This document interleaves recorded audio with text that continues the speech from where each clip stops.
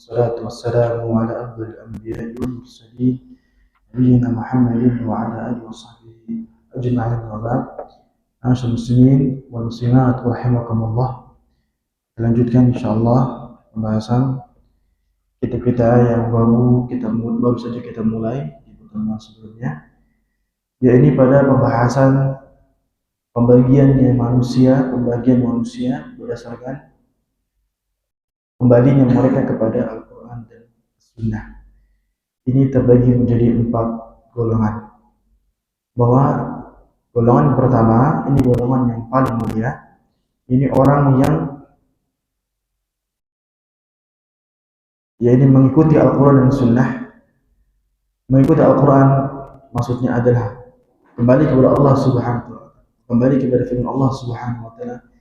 Ini ikhlas kepadanya, dan kepada Sunnah, yaitu mengikuti tuntunan Nabi SAW. Jadi ini adalah kelompok pertama, kelompok yang menjadi inti, ya, jadi seorang hamba. Ini intinya hamba itu pada kelompok ini. Iyyaka na'budu, hanya kepada Engkau lah kami beribadah kepada Allah, yaitu hanya kepada Engkau. Jadi kami hanya menyembah zat yang esa. Kami hanya beribadah kepada zat yang esa, yang murni untuknya ibadah, hanya untuknya ibadah. Yang kedua, kami beribadah kepadamu dengan tata cara Nabi. Iyyaka na'budu, hanya kepadamu lah kami beribadah dengan tata cara Nabi. Nah, ini namanya mutaba'ah. Jadi bagaimana iyyaka na'budu pada ayat ini menjadi pusat inti dari surah Al-Fatihah, maka sifat yang berisi tentang keikhlasan dan mutaba'ah itu adalah inti pada hamba Allah. Kalau kita mau tahu hamba Allah, maka itulah yang menggabungkan antara ikhlas dan mutaba'ah. Mutaba'ah itu mengikuti tuntunan Nabi SAW. Kemudian wakadzalika, kita lanjutkan, qala al-Fudail bin Iyad, al-'amil hasanu wa akhlasuhu wa aswabuhu. Amal yang baik itu, amal hasan, amal ketaatan, yang disebut amal hasan itu adalah yang akhlasuhu wa aswabuhu, dicatat, itu yang paling ikhlas dan paling mencocoki tuntunan. Ini jelas amal hasan atau amal saleh. Qalu ya Aba Ali, maka murid-muridnya bertanya, wahai Aba Ali, ini kunyah untuk Fudail bin Iyad, ma akhlasuhu wa aswabuhu, apa amal yang paling ikhlas dan paling cocok, paling sesuai tuntunan. Qal innal amala idza kana khalisan wa lam yakun shawaban lam yuqbal. Sesungguhnya amalan itu bila dia ikhlas tetapi tidak sesuai tuntunan Nabi, lam yuqbal, tidak diterima. Jadi pertanyaannya kan, berarti apa amal hasan itu? Yang bagaimana amal hasan itu? Yang maksudnya yang ikhlas dan aswab itu bagaimana penjelasannya? Kata beliau, yang ikhlas dan aswab itu apabila terkumpul dalam amal tersebut keikhlasan dan sesuai tuntunan. Karena bila saja amal hanya ikhlas dan tidak sesuai tuntunan, tidak diterima. Wa idza kana shawaban wa lam yakun khalisan lam yuqbal. Dan sebaliknya, bila amal itu sesuai tuntunan dan dia tidak dikerjakan secara ikhlas pun tidak diterima. Hatta yakuna khalisan shawaba, maka hendaknya kita menjadi seorang yang ikhlas dan yang sesuai tuntunan. Ini membuat kita belajar sebenarnya, teman-teman sekalian. Kita ini mungkin di segmen yang aman, ya, di segmen yang kalau kita bisa katakan telah menepati satu sisi, yaitu sesuai tuntunan. Kita ini semua orang-orang yang demikian, orang-orang yang kalau tentang bagaimana tata cara Nabi SAW adalah orang yang terdepan. Baik. Ada segmen yang lain yang itu mungkin di luar kita ini. Ini memang suatu hal yang kita perlu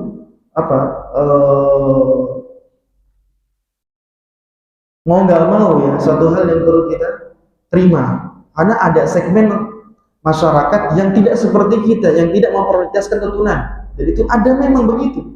Karena kita dulu juga berangkat dari mereka, lalu berpindah kepada segmen yang ini. Nah, segmen yang berikutnya atau yang lain itu, mereka adalah orang-orang yang kalau masalah ikhlas mungkin bisa jadi dia ikhlas.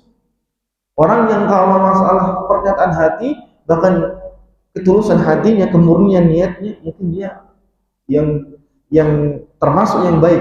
Karena kita bisa lihat bagaimana tatkala mereka melakukan sebuah amalan ritual yang ternyata tidak ada tuntunannya, mereka begitu khusyuk, begitu menikmati, begitu penuh pengorbanan, begitu kan?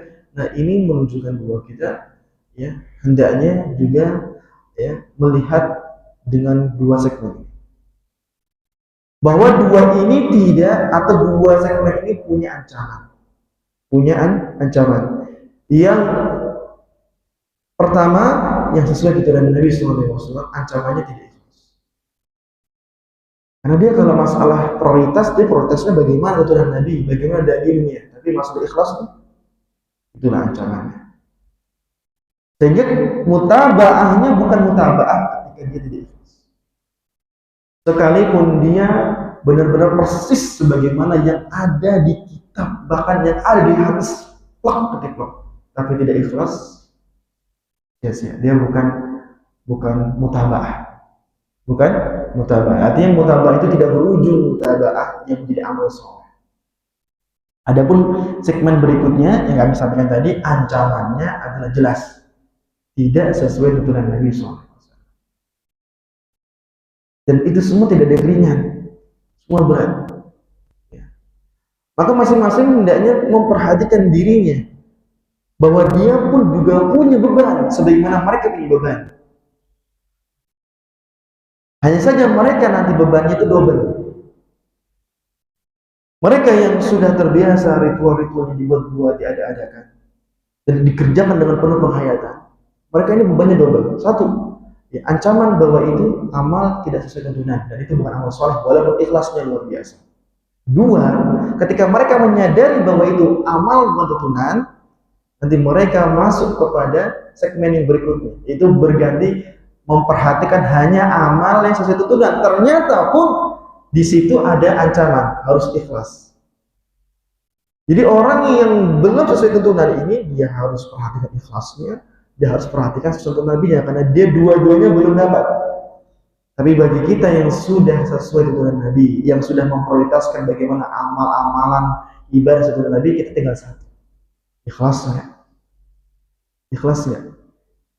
Jadi untuk itu pergeseran ini tahapan, bukan ujung dari sebuah pencarian lalu kesempurnaan, tapi tahapan. Nah, tahapan terakhirnya adalah kalau kita sudah sampai ikhlas yang sebenarnya. Karena kalau tuntunan Nabi SAW kita prioritaskan, tapi apakah ikhlas kita bisa jaga, maka tidaklah aku ketahui sesuatu yang paling sulit aku kuasai untuk diperbaiki kecuali niatku, kata Imam Sufyan. Paling sulit untuk diperbaiki, paling sulit untuk dikontrol itu adalah niatku, yaitu kata keikhlasan. Maka kata Fudail bin Iyad, kembali lanjutkan, pokoknya kalau mau bilang hasan, amal yang hasan, amal yang soleh, maka hatta yakuna khalisan shawaba, yaitu ketika tulus, ikhlas dan sesuai tuntunan. Ikhlas itu maka lillah, setiap yang karena Allah. Wassawabu maka ala sunnah, setiap yang berlandaskan berdasarkan sunnah tuntunan. Wahada wal madhkuru fi qouli ta'ala, inilah yang terkandung, tersebut atau tersirat dalam ayat faman kana yarju liqa'a rabbih falyamal amalan shalihan wa la yusyrik bi ibadati rabbi ahada. Barang siapa yang mengharapkan, menginginkan pertemuan dengan Rabbnya, maka dia kumpulkan dua sisi sehingga amalnya bisa menghantarkan pertemuan tersebut. Karena kita ini tergantung amal, kendaraan kita untuk menuju Allah itu amal soleh kita. Nah, amal soleh itu disebut soleh kalau dua, falyamal amalan soleha, agar dia mengerjakan amalan yang sesuai tuntunan, itu pertama. wala yusyrik bi'ibadati rabbi ahada. Lalu setelah itu atau kemudian pada saat dia mengerjakan amal soleh, tidaklah dia berbuat syirik kepada selainnya, kepada selain Allah Subhanahu wa taala. Berbuat syirik, ya, tidak menyekutukan Allah, ikhlas hanya kepada Allah semata. Ini mirip cerminan kita sebenarnya. Bahwa tatkala kita sudah beramal ingin sesuai tuntunan, falyamal amalan sholeh. Ini pertama nih.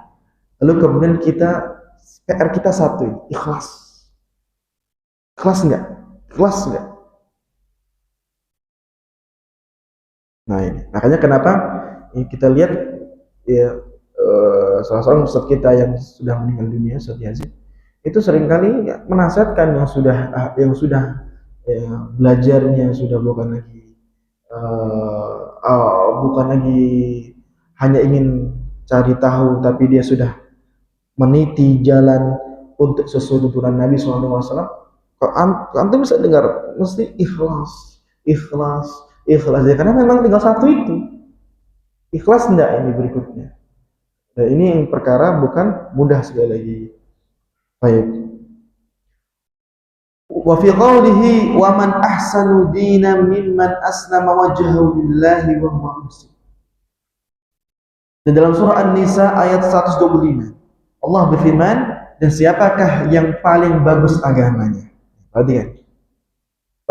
Paling bagus agama seseorang. Dan ingat ya, kita ini yang sedang berlomba. Ini kita ini semua di sini sedang berlomba-lomba. Cuma kita melihat kepada teman kita sebagai saudara. Namun statusnya kita dalam beramal saling berlomba di sisi Allah Subhanahu wa taala. Ketika kita saling berlomba, siapakah yang paling baik di antara kita nanti? Akramakum indallahi atqakum. Yang paling mulia di sisi Allah di antara kalian yang paling bertakwa. Berarti yang paling bertakwa ini adalah yang paling sering mengumpulkan amal soleh. Ya, amal soleh dimaksud adalah amal yang menggabungkan antara keikhlasan dan sesuai dengan tuntunan Nabi SAW. Jadi bukan yang kemudian hanya masalah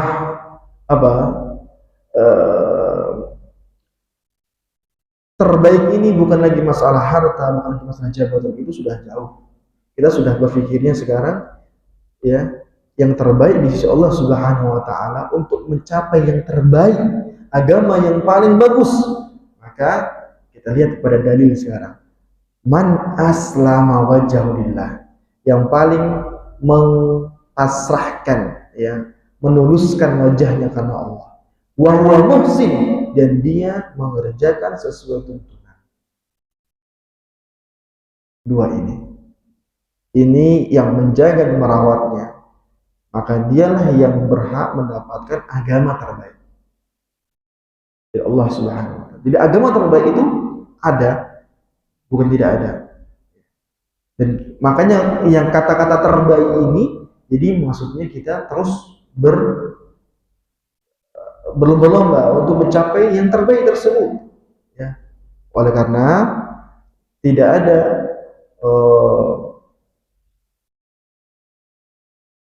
ada cara untuk meraih agama yang terbaik kecuali mengumpulkan dua hal, yaitu ikhlas dan sesuai tuntunan.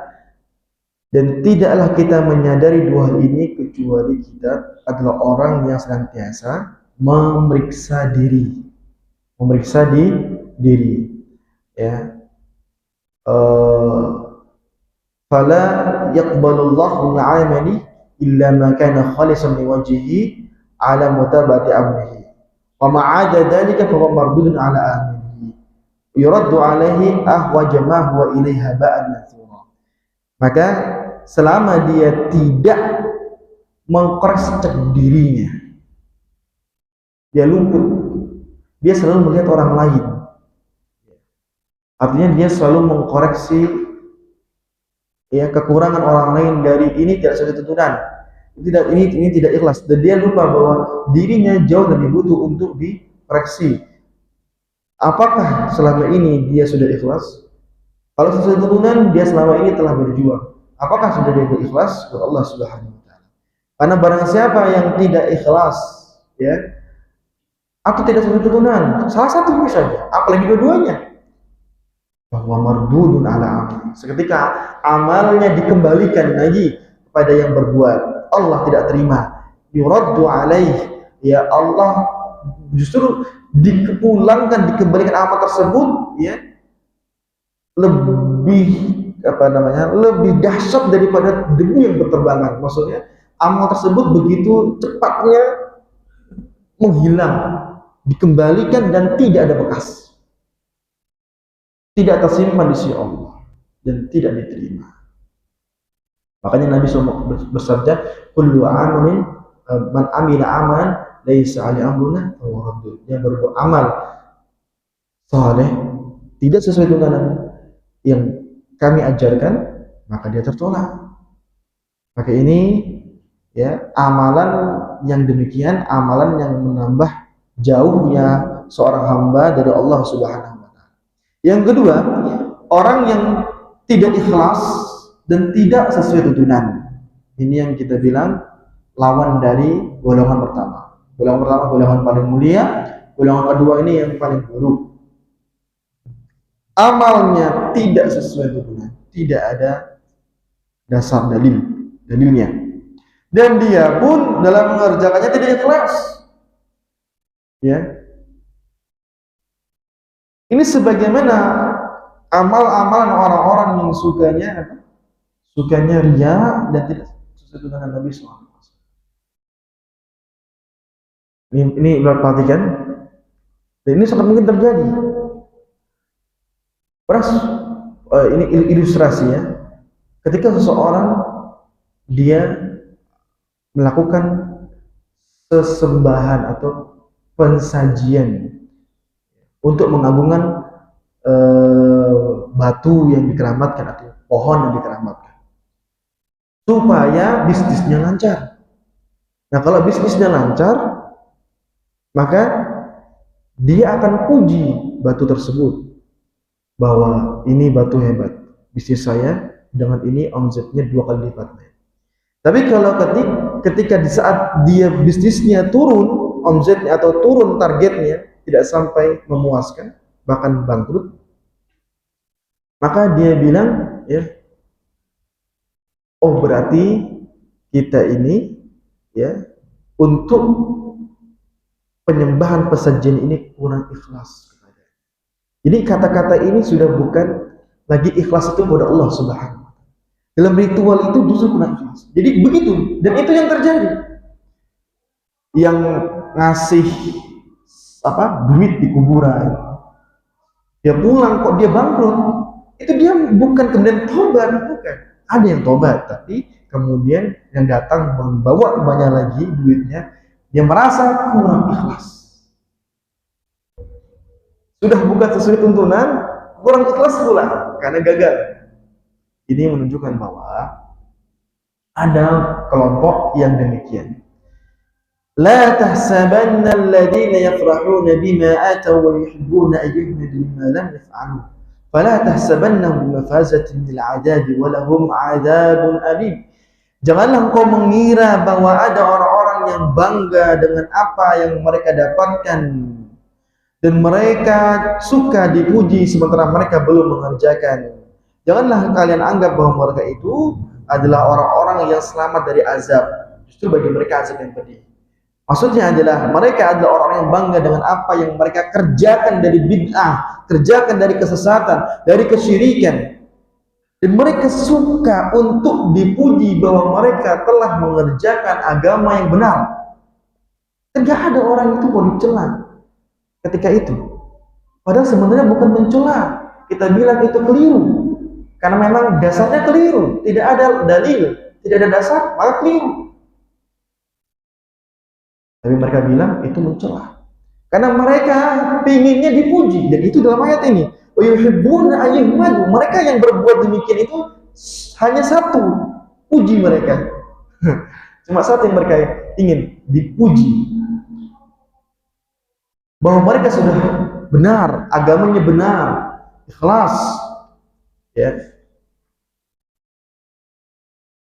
Ketika seandainya mereka dapat pujian, lalu kemudian pujian itu dianggap oleh mereka ini adalah pengakuan bahwa ini benar, fala tahsabannahu bil mafazatin ada. Oke, dengan manusia bisa, sama Allah jangan kau kira mereka selamat dari siksa. Jangan kau kira dia selamat dari siksa. Walahum, berhak bagi mereka azab yang pedih. Jadi kalau seandainya kita perlu tahu karakter orang-orang seperti itu, Allah sudah sebut orang seperti itu karakternya ingin dipuji. Puji bahwa itu sudah sesuai tuntunan, ada ajarannya dalam agama ini. Dan puji bahwa mereka ini orang yang tulus dalam mengerjakannya, tidak kepaksa. Mereka butuh itu. Maka tatkala kita mengetahui karakter yang demikian, maka hendaknya kita perlu waspada. Sampaikan apa yang benar dan siap dengan pembalasan penolakan mereka, karena mereka ingin dipuji, ternyata nggak dapat pujian dari kita. Dan ditambah lagi, ketahuilah kenyataannya, pasti ada manusia yang mengakui perbuatan itu baik, pasti ada manusia yang memuji mereka. Nah ini janganlah bersedih bahwa itu justru malah membuat mereka semakin jauh dari Allah Subhanahu wa taala. Jangan kau kira bahwa mereka selamat dari siksa. Allah tetap akan memperhitungkan mereka. Walaupun manusia memujinya. Enggak kok, kata orang baik ini. Kata orang baik, banyak orang senang. Kalau ini tidak baik, dari dulu udah ditutup ini. Dari dulu udah selesai, dibubarkan. Sampai hari ini berarti baik, orang-orang itu anggap baik. Jangan kau paksakan penilaianmu terhadap kami-kami ini. Fala tahsabannahum bimafazatil ada. Oke, dari kita dia lepas. Allah tidak akan lepas akan anggapan mereka. Karena begitu, mereka butuh pujian. Dan itu sudah disebut dengan firman surah apa tadi? Surah Ali Imran 188. Kelompok yang ketiga, wa mukhlisun fi a'malihi lakinnaha ala ghairi mutaba'atil amr, yaitu orang yang hanya mempunyai satu sisi, yaitu dia ikhlas dalam amalnya tetapi tidak sesuai tuntunan Nabi SAW. Ini seperti halnya orang-orang yang terlampau berlebihan ya dalam menisbatkan dirinya zuhud dan fakir dari ahli sufi. Mereka beribadah kepada Allah dengan cinta mereka tanpa paksaan, bi ghairi amrih, tapi tidak sesuai tuntunan ya. Mereka anggap ya mendengarkan tepuk tangan, dendang, berputar, menari sambil berzikir qurbah ibadah. Mereka anggap menyendiri berzikir sekian, 1000, 2000, mereka anggap ibadah. Meninggalkan Jumat dan jamaah mereka anggap ibadah. Mereka bilang puasa di hari manusia berbuka, dan sebaliknya berbuka di hari manusia puasa ibadah. Dan selanjutnya itu semua ikhlas lillahi ta'ala, tapi tidak sesuai tuntunan Nabi SAW. Ya, ini adalah kerugian. Kelompok yang keempat, amalan sesuai tuntunan Nabi SAW tetapi tidak ikhlas. Ini seperti ketaatan ibadah yang sesuai tuntunan seseorang yang sukanya riya. Orang berjihad, orang sholat sesuai tuntunan Nabi SAW, tapi dia riya ya, atau supaya mendapatkan gelar pujian, atau berhaji untuk dikatakan baik, baca Quran dikatakan untuk ya ahli. Haulai a'maluhum, ini mereka orang yang amal dohirnya soleh sesuai tuntunan, tetapi batinnya toleh tidak diterima karena tidak ikhlas.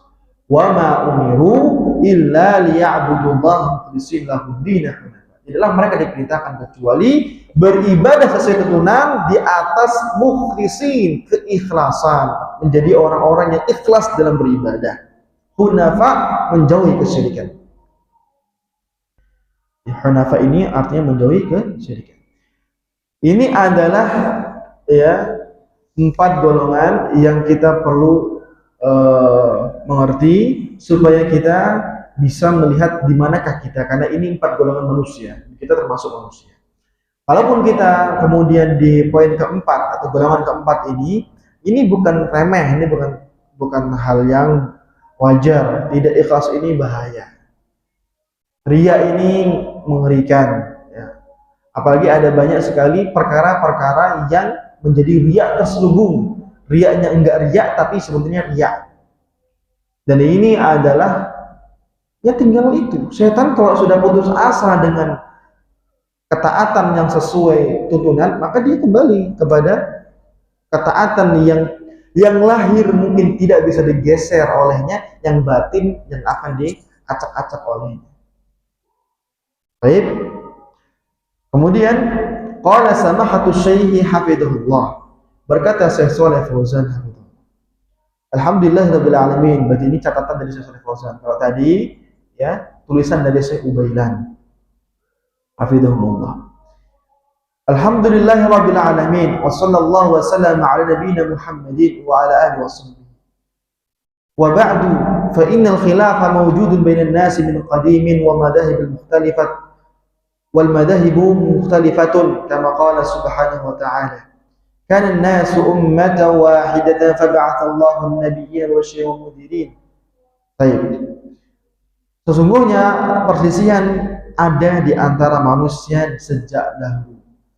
Wal madhahibu mukhtalifah, dan mazhab-mazhab yang beragam itu sebagaimana yang telah Allah Subhanahu wa taala sebutkan dalam ayatnya. Wa kana an-nasu ummatan wahidah. Manusia dahulu umat yang satu. Fa ba'atsallahu an-nabiyyin mubasysyirin, lalu Allah Subhanahu wa taala mengutus para nabi yang memberikan bergembira dan peringatan. Dalam riwayat yang lain, dalam bacaan ayat ini, dalam riwayat yang lain itu disebutkan ada kalimat ya, kana nasu ummatan wahidatan fakhtalaf. Mereka manusia umat yang satu, maka lalu berselisih setelah dari persatuan tersebut. Maka Allah Subhanahu wa taala kirim para nabi dan para rasul seperti itu. Ini gambarannya seperti ini. Umat terdahulu dari zaman Nabi Adam alaihissalam sampai 10 generasi setelahnya itu satu di atas tauhid. Tak kenal kecuali hanya Allah Subhanahu wa taala. Beribadah kepada Allah Subhanahu wa taala. Tidak ada kecuali hanya ibadah tauhid. 10 generasi. Lalu kemudian di zaman Nabi Nuh muncullah orang yang mengagungkan generasi sebelumnya dan berlebihan sehingga mereka bergulu, dan akhirnya mereka mulai memuja, mengagungkan, sampai akhirnya anak cucu mereka menyembah generasi tersebut. Disinilah terjadi kesyirikan. Muncullah Nabi Nuh, Rasul pertama. Kemudian muncul Rasul-Rasul berikutnya, mubasysyirin, memberi kabar gembira, dan munzirin. Baik, jadi perselisihan itu sudah ada sejak dahulu. Jadi pecahnya manusia dari persatuannya mereka di atas tauhid sudah terjadi sejak lama. Wa ma kana an-nasu illa ummatan wahidatan fakhtalafu. Yunus 19. Ditekankan manusia itu awalnya umat yang satu lalu berselisih. Maka kata Syekh Fauzan, fal khilafu hasala min qadimin bainal bashar. Perpecahan, perselisihan itu sudah terjadi sejak lama di antara manusia. Jadi kalau sekarang kita permasalahkan, nggak ada hentinya. Maksudnya, kenapa sih berselisih terus? Udahlah bersatu saja. Itu sudah pecah dari sananya. Dari awalnya sudah terpisah. Para rasul pun diutus oleh Allah Nabi Nuh. Apakah kemudian semua kaumnya bisa menerima dia? Kata Allah apa? Kadzabat qaum Nuhil mursalin. Kaum Nabi itu mendustakan seluruh rasul. Kan cuma Nabi Nuh di tengah-tengah mereka. Kata Allah, kata para tafsir, ulama tafsir, mendustakan satu rasul seperti mendustakan seluruh rasul, karena ajarannya sama. Semua rasul sama. Jadi kalau satu rasul didustakan, berarti dia akan mendustakan seluruh rasul nantinya. Maka disebutkan mursalin, seluruh rasul didustakan oleh satu kaum Nabi Nuh. Makanya Allah Subhanahu wa taala kemudian hanya habiskan mereka, dibersihkan dengan air badai banjir yang besar. Ya ini menunjukkan bahwa mempermasalahkan perselisihan yang membingungkan atau kemudian kita mengharapkan persatuan tidak bisa instan sekali. Luka itu sudah lama dan terus berlanjut. Perubahan seketika sembuh itu sulit sekali. Kecuali kalau mau instan, persatuan di atas perpecahan. Jadi maksudnya gimana? Klaimnya persatuan, tapi akarnya berpecah. Apakah itu sebenarnya persatuan sebenarnya sejatinya? Bukan. Itu justru tidak memperbaiki, justru akan menuju kepada masalah lebih besar lagi, perpecahan yang sebenarnya. Kenapa kaum muslimin berselisih? Ini orang-orang sudah ya fokus ke bulan, orang-orang sudah kemudian kapan kita berhenti untuk berselisih? Setiap kali kita ada koreksian, satu mengkoreksi Ustaz ini, mengkoreksi ini, Ustaz ini mengkoreksi ini. Gimana kaum muslimin tidak bersatu? Bersatulah. Propaganda ajakan bersatu pasti. Jamaah itu bersatu. Satu. Cuma dasarnya harus yang benar. Persatuan di atas dasar yang benar. Tapi kalau kemudian dia bilang persatuan dan tidak memperbaiki akidahnya, dasarnya, tidak memperbaiki cara beragamanya, perhatian dengan Quran dan Sunnahnya, tidak diperbaiki, maka dia mengharapkan persatuan yang semu. Jadi yang ada adalah terus perpecahan. Kita azan dulu, nanti kita lanjutin. Baik.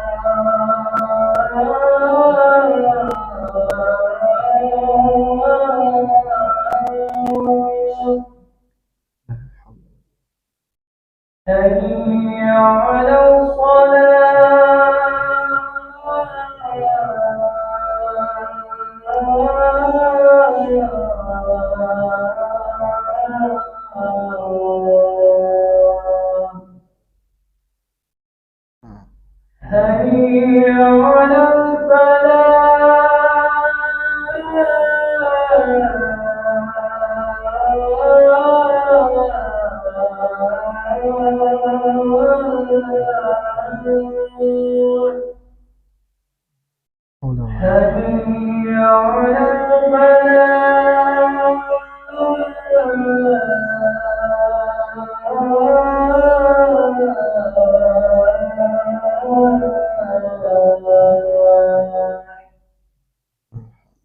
الله أكبر الله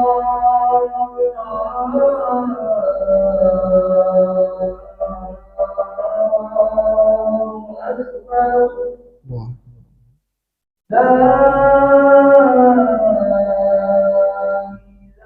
لا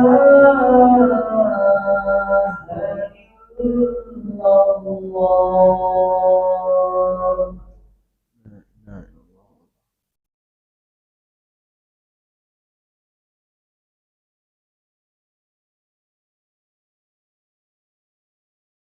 Baik, teman-teman sekalian, ikhwani rahimakumullah. Jadi kita lanjutkan. Kira-kira apa yang kurang untuk menjadi bersatu di antara kita ini? Di antara kaum muslimin. Alat pemersatunya ada? Hah? Alatnya sudah ada. Al-Quran dan Sunnah. Sudah tegak hujah. Yang menjadi poin bahwa kita sulit bersatu itu adalah pada cara, pada metode manhaj. Karena alat pemersatunya sudah Al-Quran dan Sunnah. Ya, wa anna hadha sirati mustaqima fattabi'uh. Lalu kemudian fa in tanaza'tum fi syai'in faruddu ila Allah war Rasul. Pada Allah masuk ke Al-Quran, pada Rasul sudah meninggal dunia, pada As-Sunnah. Jadi kalau kalian berselisih, kembali kepada ini. Nah, masalahnya adalah metode kembali atau cara mereka berbeda-beda. Disinilah cara yang berbeda-beda ini, manhaj yang berbeda inilah biangnya. Jadi mau kapanpun kalau masing-masing masih mempunyai metode yang berbeda atau cara karena ternyata tidak semuanya kembali kepada Al-Quran Sunnah. Si A untuk kepada Al-Quran Sunnah, maka dia melalui apa dulu? Akal baru Al-Quran Sunnah. Ada si B, dia mau kepada Al-Quran Sunnah, dia melalui dulu ya tokoh.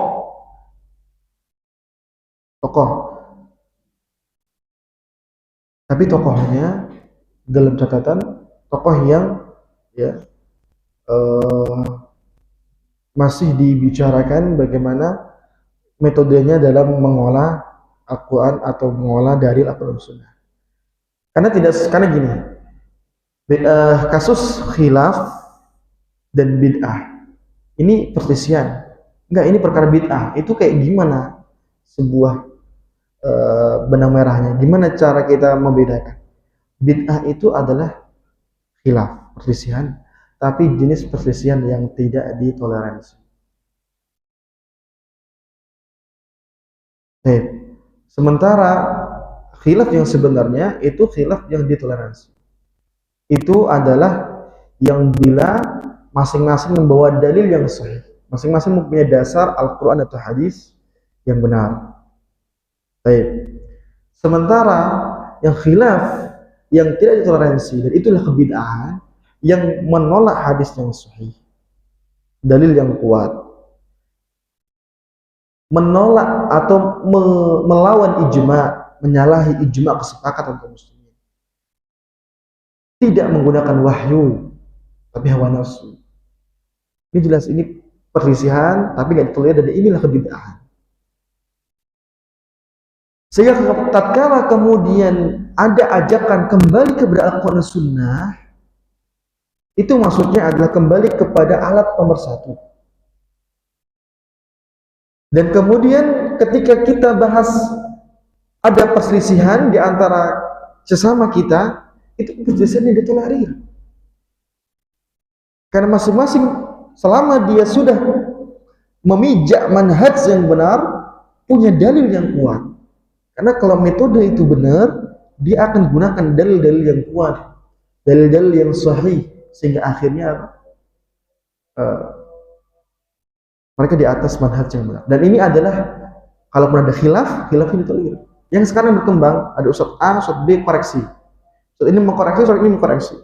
Di tengah-tengah masih ada aja orang-orang, atau mereka itulah nyatanya. Kenapa harus berselisih? Saling koreksi, kalau dia memang dasarnya sama-sama kuat, itu sudah hal yang memang ditolerir, sudah memang ada gitu. Perselisihan itu ada.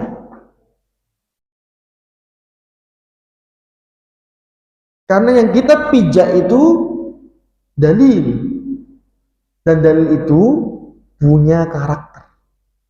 Ada saja mungkin pemahaman A, pemahaman B, pemahaman C, tapi selama dalilnya satu, selama dalilnya kuat, selama kemudian dia sahih hadisnya. Baik. Yang kedua, kembali kepada Al-Quran Sunnah itu, kalau kita kemudian dianggap sebagai orang yang tidak bermadhab, ini pun juga sesuatu yang terburuk.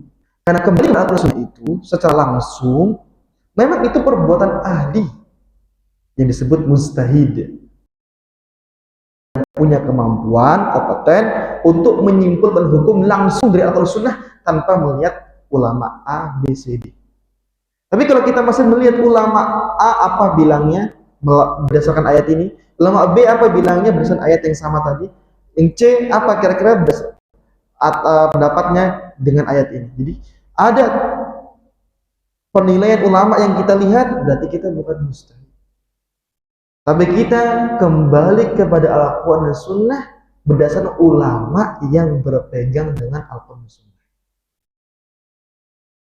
Maka kami ingatkan tadi, ada mungkin golongan yang dia kepada Al-Quran Sunnah itu lewat tokoh dulu, dan itu memang tokoh itu dimaksudkan ulama, dan itu memang terjadi. Dan ada dua versi. Yang satu, ulamanya tidak kuat dengan hadis yang sahih, sembarang hadis lemah, hadis palsu bahkan. Yang satu lagi yang kuat, yang sahih, yang benar-benar mengutamakan hadis yang sahih, yang kuat, dan hujahnya ya tajam. Nah, ini yang kita maksud. Jadi kita kembali kepada Al-Quran Sunnah itu maksud kita kembali kepada ulama yang kembali kepada Al-Quran dan Sunnah yang sahih. Baik, itu pun yang dipahami oleh sebagian orang berbeda.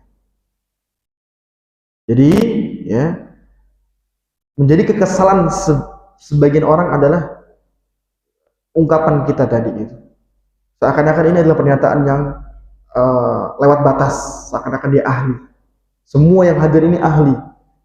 Padahal ajakan kepada Al-Quran Sunnah itu ajakan untuk kembali kepada alat persatuan. Metodenya jelas, ikuti ulama yang kembali kepada Al-Quran Sunnah, yang mengutamakan dalil yang sahih, yang kuat. Itu maksudnya. Tidak ada yang kemudian kita yang hadir ini bisa langsung.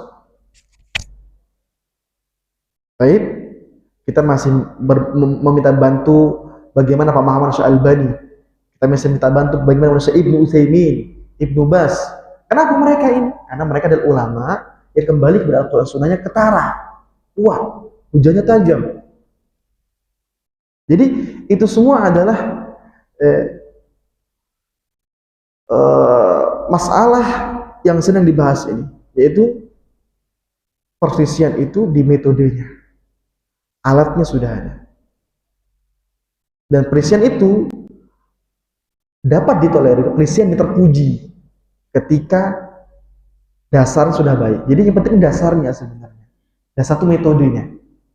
Alat Quran sudah ada, membangun di atas itu metodenya kalau sudah satu dan ragam, udah selesai.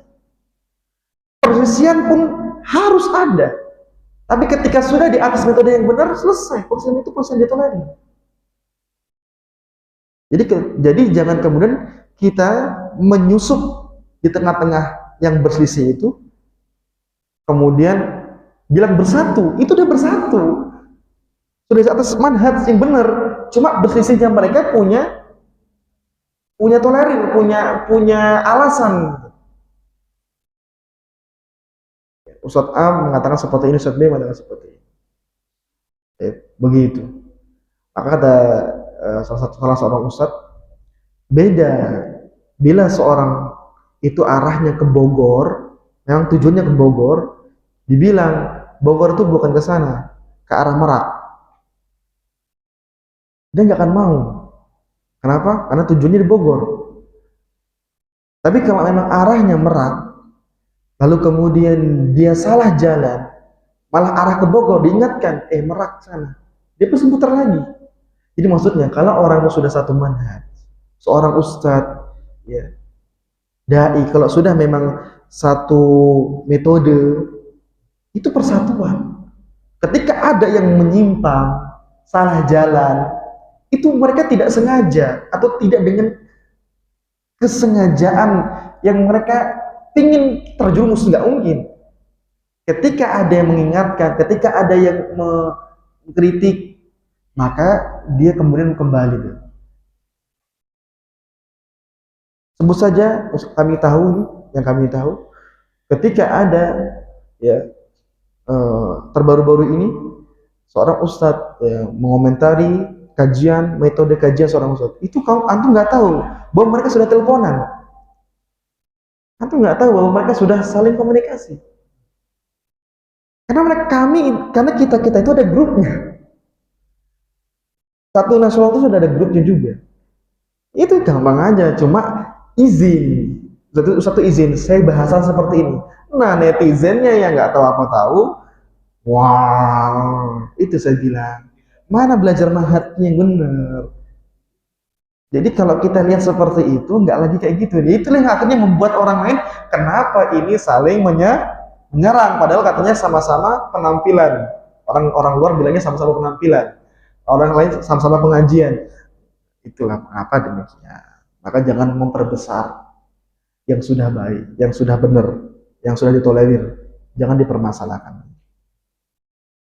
Baik, maka ambil pelajaran. Udah, kalau saat itu sudah memberikan nasihat, ambil pelajarannya. Apa pelajarannya? Satu sisi ini, oh pelajarannya ini teguran, oh ini dikhawatirkan, itu wajar, suatu hal yang dibutuhkan, ya. Karena kalau kita terus berkreasi terus tanpa ada penilaian, ya, kita akan sangat mengklaim semuanya baik-baik saja, padahal bisa jadi dikhawatirkan. Itu semua yang perlu diperhatikan oleh teman-teman. Kita kadang nggak tahu bahwa mereka itu sudah saling izin, sudah saling konfirmasi, cuma kita saja yang nggak tahu karena di medsos, dan itu sudah kemudian sudah dikasih tahu isinya. Demikian, wassalamualaikum Muhammadin waalaikumsalam, subhanakallahumma asyhadu an la ilaha illa anta astaghfiruka wa atubu ilaik. Assalamualaikum warahmatullahi wabarakatuh.